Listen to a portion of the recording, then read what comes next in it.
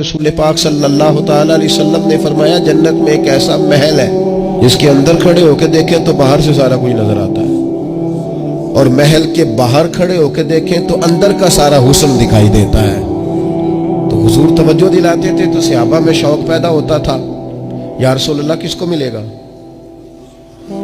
ویسے ہی دنیا میں بھی بندہ کو اچھا گھر دیکھتا ہے تو کہتا ہے یار کتنا اچھا نقشہ ہے، کس خوبصورتی سے بنایا، اور جب حضور ذکر کریں اور جنت کے محل کا ذکر کریں شوق صحابہ کا توانا ہوتا تھا۔ عرض کی یا رسول اللہ صلی اللہ علیہ وسلم کس کو ملے گا؟ تو نبی پاک نے 4 باتیں بیان کی۔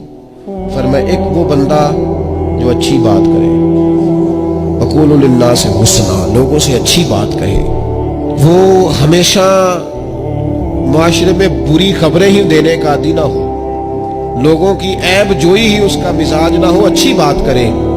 اور دوسرا رسول پاک نے فرمایا کھانا کھلائے، اہل ایمان کی دعوتیں کرے، اور تیسرا فرمایا کثرت سے روزہ رکھے، اور چوتھا فرمایا جب لوگ نیند کے مزے لے رہے ہو نا تو یہ اٹھ کر اپنے رب کی عبادت کرے۔ ساون کی کالی راتوں میں جب بوندا باندی ہوتی ہے، وہ راتوں کو اٹھ اٹھ روتے ہیں جب خلقت ساری سوتی ہے۔ اور کسی نے کہا تھا رات پوے تے بے دردانو نیند پیاری آوے، رات پوے تے بے دردانو نیند پیاری آوے، تے درد مندانو یاد سجن دی ستیاں وی آن جگاوے۔